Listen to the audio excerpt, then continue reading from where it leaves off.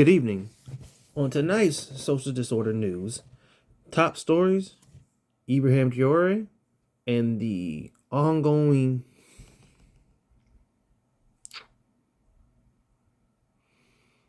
it's really hard to describe the Ibrahim Traore situation, but let's just put it this way.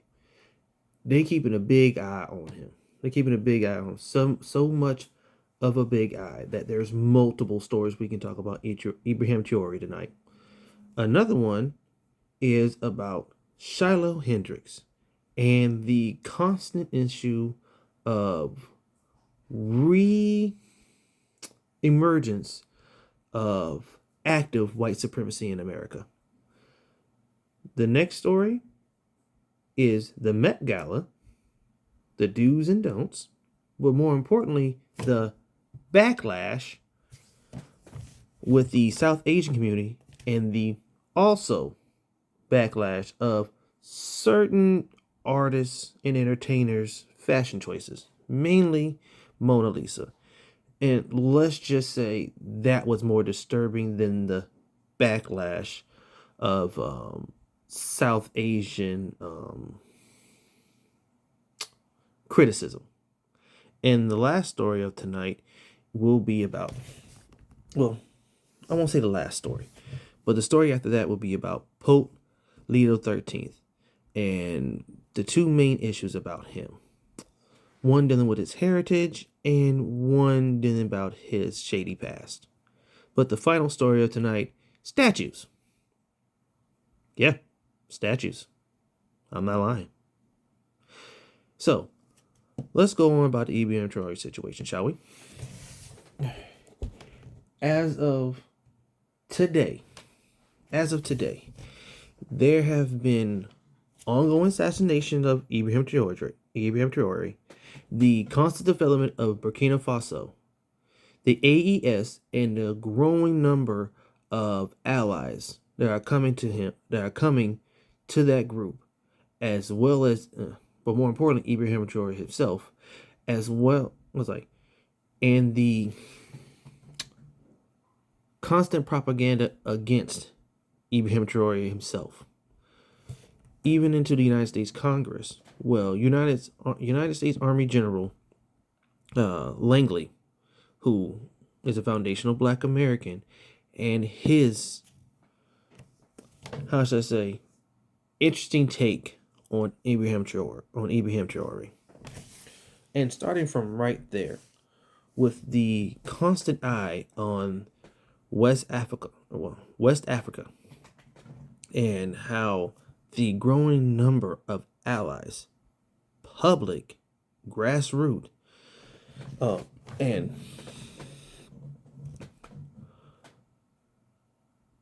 public, grassroots, and prolific it is. The person who takes center stage is Ibrahim Traore. And I want you to note that Ibrahim Traore's rise to power wasn't the first. Out of the AES's founding, the person who started it was actually Mali's General Prime Minister. Don't ask me to remember his name, I didn't write it down. But he was the first one to start his coup and push back against the West. Second was Burkina Faso, and lastly was Niger. The most recent one was definitely Niger. After the completion of a oil pipeline through Niger territory, through the complete country of Niger. After loads of human harm and back and forth, Niger's coup is what actually set the stage for the AES alliance. But the most prolific and bombastic of them was Ibrahim Traore. And just to let you know, the gentleman did not put himself first. It is strictly because he didn't put himself first is what many people took note. He decided to keep his regular salary. He decided to take over all resources and put them in government hands. And then right after that, aside with like multiple assassinations, went into securing Burkina Faso's borders. Along with that, holding joint meetings with Mali and Niger. With that being said, that's how the AES became the power. But the reason they are most focused on Ibrahim Traore, because out of all three of the general prime ministers, that's what I'm calling them, the general PMs at this moment, because they have not done elections yet. And I just be quite honest, it takes literally 5 years to establish, 10 years for it to be foundation, to be the true foundation. You can check it. It takes up to 5 to 10 years to establish a new system of governmenting and infrastructure. Him being the youngest resonated with the growing demographic of people in Africa. The largest population of young people of today are in the continent of Africa. From 18 to 25, they have the youngest population ever on any other continent, or how should I say? Yeah, of any other continent as of right now. So him being the youngest general out of all three of those makes it very, very interesting and very, very dangerous for the West.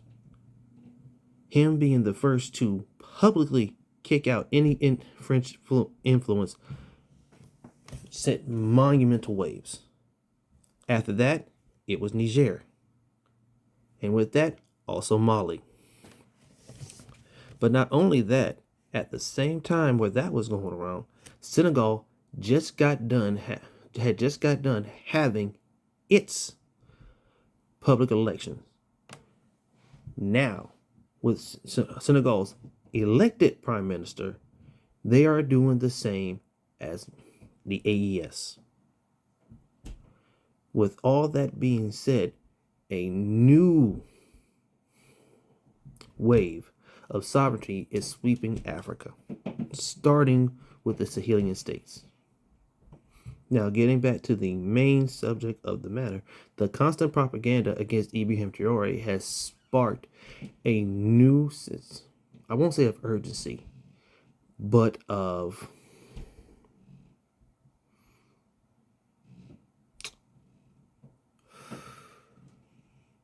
it's hard to put my finger on, but pretty much, I won't say a new sense of pride in a lot of people in the diaspora.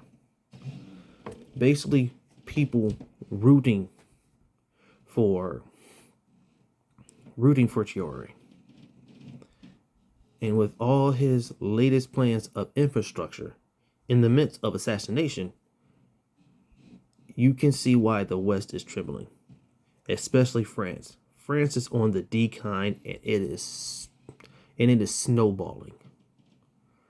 With Burkina Faso and Niger and Mali removing the CFA franc and issuing government sovereignty on all national resources, yeah, France ain't doing too good. But with that being said, it's getting pretty interesting. Every day is it's something new. Especially after Trump's tariffs. Trump trying to get in good with the AES, and it's not going well. We can only hear about more assassinations coming from the AES, especially Burkina Faso. So keep your ear to the ground. Next story. Shilo Hendricks. Shilo Hendricks explosion on the news front about her throwing or spewing, more like it, racial epithets over an autistic black kid has raised concerns of the rise of white supremacy. And this is definitely on the heels of the Carmelo Anthony Austin Metcalf situation, which, by the way, no new evidence has been brought up. But A lot of speculation on the videotapes of the Austin Metcalf incident has really, really got people buzzing, mainly white folks. The problem with both situations is that white supremacists made one racial and the other is blatantly racial. You don't call a misguided 5-year-old with autism a racial slur because he doesn't know any better. I can understand being upset that he's ruffling through your things. That's natural. It's another thing to blatantly call a racial slur to a child. Not only that, the gentleman who recorded the situation and confronted Miss Hendricks is literally being doxxed right now. And we don't even have to argue what type of people are doing the doxing. But the biggest issue with that is the simple fact that she has raised over $500,000. For what? For what? People have done a background check on this chick, and she was never a good person. She was never a good person. But she has raised over $500,000. And when you go and check on it from the ADL, the ADL themselves have went in and found a number of groups.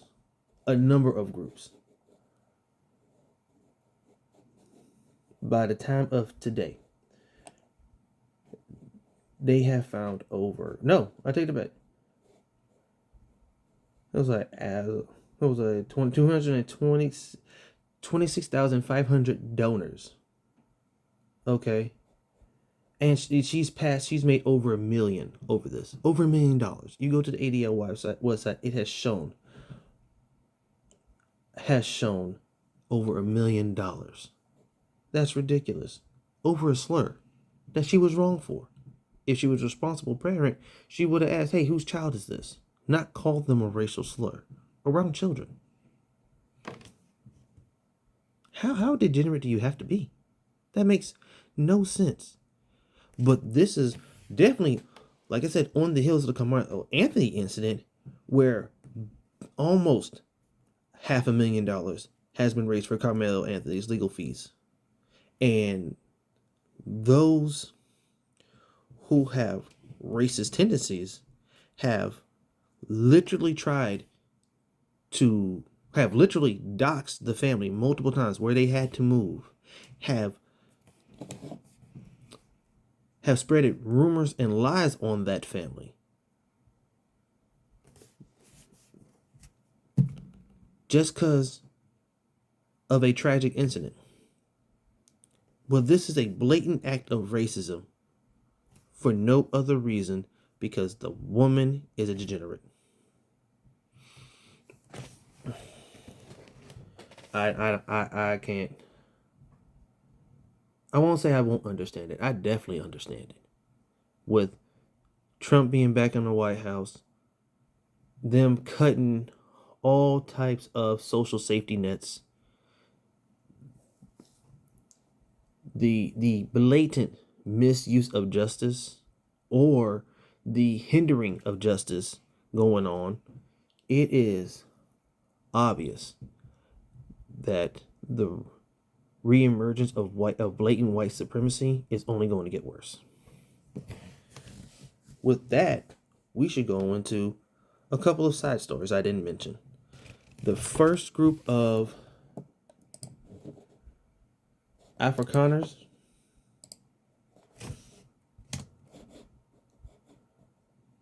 has just arrived. These South African refugees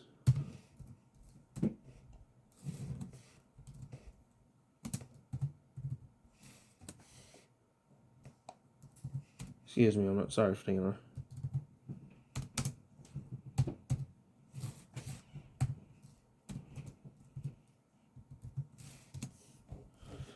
Has arrived in America. Well,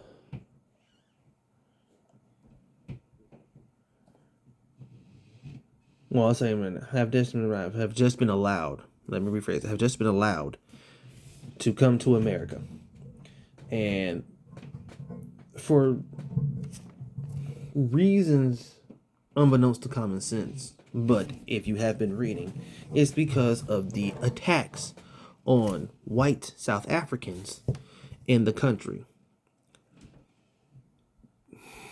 which have been grossly debunked on multiple occasions. There have been multiple, I won't say notable news, but multiple documentaries on understanding the white South African plight as it would be. And in all honesty, nothing real big has came up of it. But Trump has passed an agreement to allow white South Africans into the state. Now, whether they're getting any type of benefits, any type of housing, is nothing new to Black Americans. It's nothing new to Black Americans. The only difference is that when they get over here, they're not going to get the same treatment as they had in South Africa. It's going to be a very rude awakening. And I'm just saying to anybody, to all the people who listen, to all 5 to 10 of my subscribers, let's just say hospitality goes a longer way, but tolerance doesn't. On to that, Rodney Hitton's situation has gotten a little bit interesting after his arraignment hearing 2 days ago, for his murder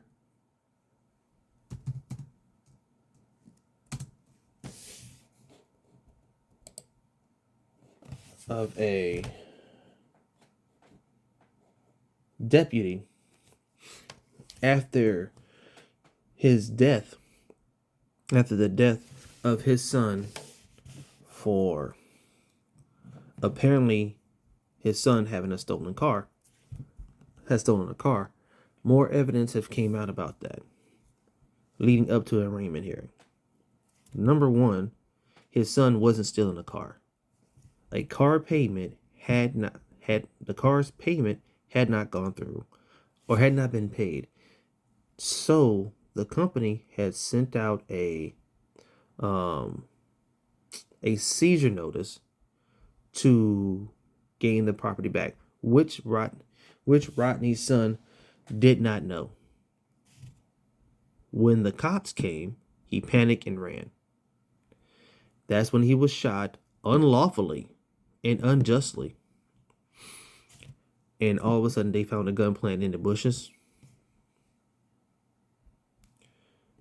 But with that being said, during his arraignment hearing, his family was pushed out by 50 deputies because they did not want him to have any support, which caused a ruckus, which is actually against the law. You cannot stop someone, especially if they're close family, from being at an arraignment hearing.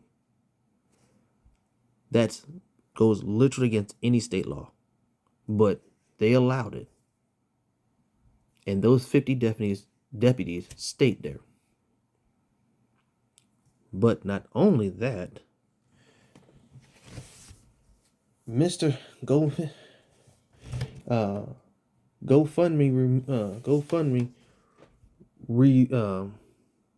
removes a fundraiser for Mr. Rodney's Hitton legal fees. GoFundMe did that. But yet, Austin Metcalf, Shilo Hendricks, and Shilo Hendricks have over millions of dollars being sent to them on GoFundMe and a different website called GoSendGo. Well, with that being said, Somebody started a Give Sing Go for Mr. Hinton, and GoFundMe apologizes.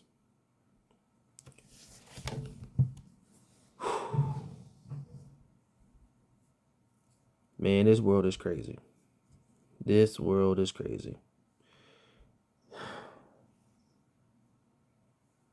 And the last story of the night. Oh, wait a minute. Not the last story. I lied. Let's talk about the Met Gala.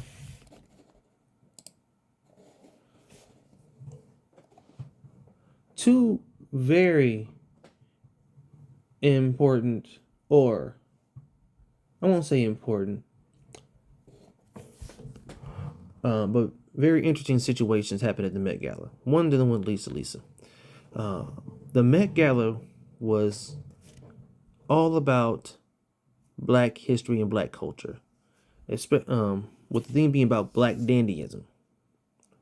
It's a type of flashy, gentleman style dress. I'm not gonna get into the details of the history. I'm not a fashion historian, but you can go look it up. One of the minor backlashes, was Mona Lisa's interesting take on Rosa Parks. And by interesting take is crotch wear. For some reason, some designer convinced Mona Lisa to wear crotch wear that has Rosa Parks' face on it. I don't see how that was not a fashion faux pas. Hey, sweetheart. Stay right there. Was not a fashion faux pas or just stupid. But yeah. Someone convinced Lisa that it was the K-pop star Lisa, that it was a good idea to put Rosa Parks front and center on her crotch. Yeah. I will never understand fashion.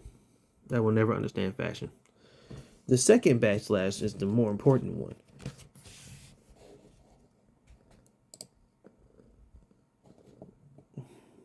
Give me a second. Tiana Taylor and her co-host are in a bit of an embroiled backlash about disrespecting a very important South Asian star. One of them being Shahrukh Khan, a very, very important Bali actor. He has a long filmography. He's been in a lot of advertisements for the country,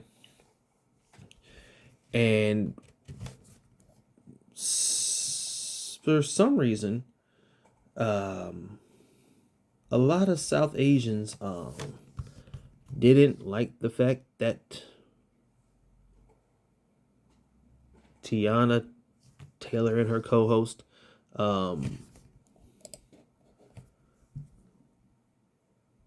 didn't kiss his ass. Now, I saw the clip of Tiana Taylor and her co-host talking to Shahrukh Khan, and it was very respectful, very, very respectful, to the point to where his designer bigged him up even extra, which made no absolute sense to me.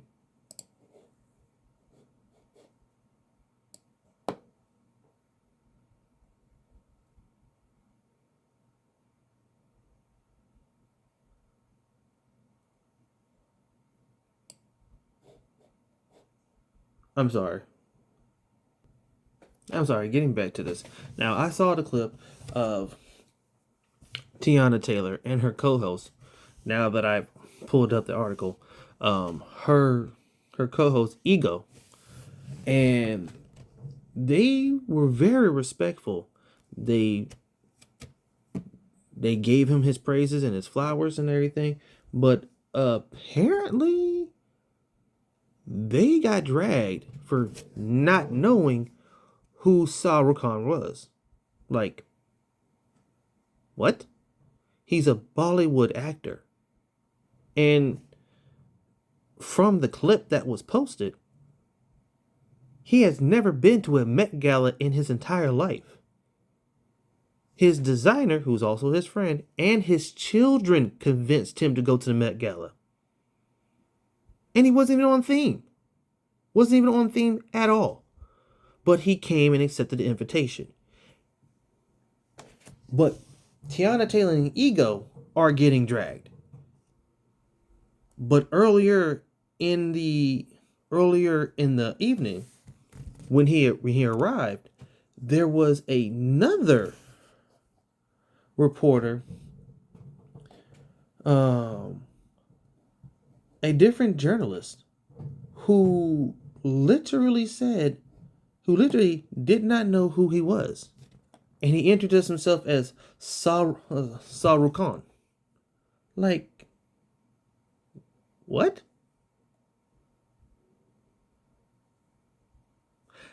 That's strange, because in the past 5 years, more Bollywood movies have been put on streaming services. But that's been in the last 5 years. And the reason for that is because both Netflix and Hulu, before it was acquired by Disney, had varying contracts. They were able to get certain studios permission to air their filmography. And it was just as of late, within the last 4 to 5 years, after Disney opened up its own streaming service back in 2020, 2021, where they pulled their home filmography and discography and put it on their streaming platform, which forced Netflix and Hulu, which is now owned by Disney, to start airing more foreign films. So, for South Asian critics and commenters to get mad at Tiana Taylor and Ego, who gave this man his flowers, and it was a historic event because he was never invited. He also never wanted to go to the Met Gala, and now there's a controversy? I'm not really good at this whole centering and decentering thing, but I can understand being prideful for no damn reason. I can understand being prideful for no damn reason. And because one of your biggest stars comes into an event that is honoring and displaying black excellence in fashion, and y'all get your britches in a bunch because your biggest star was there and he wasn't well known, I think y'all need to check the temperature in the room, because y'all running a little hot. Y'all need to cool it down. That's amazing. That the biggest scandal in the Met Gala was because a bunch of Americans, two who actually did the research, who happen to be black women, get dragged because South Asians were mad that they didn't kiss his ass. And that's what it was. That I cannot believe. I cannot believe. I would have thought the whole Mona Lisa panty situation would have been a bigger disrespectful uproar than anything else. Man. All right. And speaking of black women being, I would think disrespected. A 12-foot statue was unveiled just yesterday. And I can't say it was disrespectful. It was a 12-foot statue of an obese black woman standing at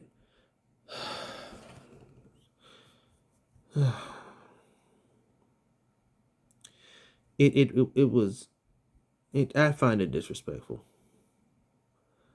There are plenty of photos, plenty of black women who display elegance, strength, poise, grace, and the statue they decide to put up was nothing more than what looked like a black woman who is obese, who looked like she was making a run to the store.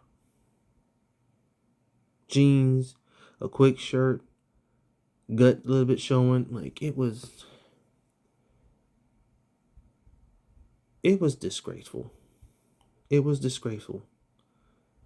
There are enough black women in today's age that they could have put up there. Would have been more symbolism? Yes. And we would have talked about the symbolism, but the imagery that was displayed on this statue, I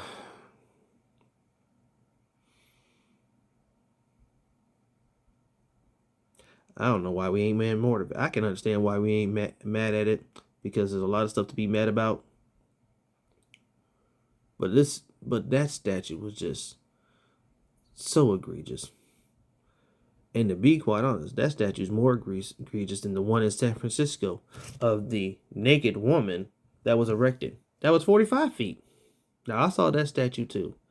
It was a wire mesh statue with what appears to be reflective paneling, maybe mirrors cut up in different sections of it. But apparently she's nude. Now, I've seen it, and the detail on it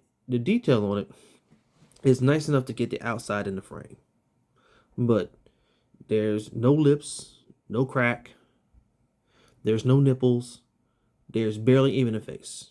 But her standing, if I had to make it a guess, just think of any petite white woman in a bun wearing a tight bodysuit.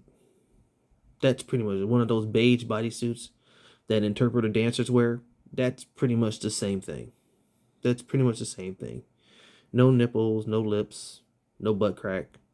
But a 45-foot statue is, to me, less offensive than what I saw they did to that black woman. I'm flabbergasted that, one, someone posed, two, it got approved, three, it was made and displayed, and no one asked for it. Who asked for this statue? Who asked for this type of statue?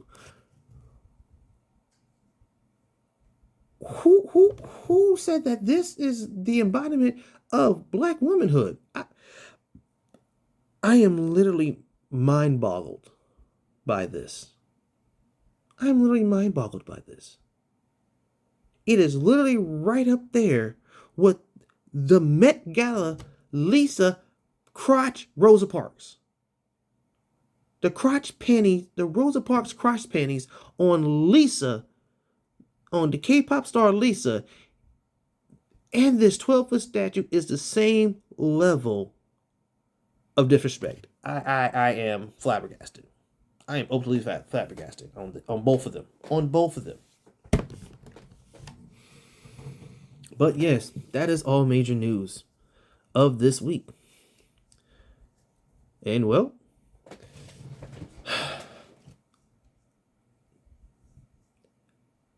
there's a reason why I call this social disorder, because all of this is just out of order. But we got to report on it and keep our ears to the ground and our eyes glued to the sky. Well, have a good evening, and remember, like, share, subscribe, and when there's chaos, gotta take some more. Gotta make some order out of it. Have a good evening.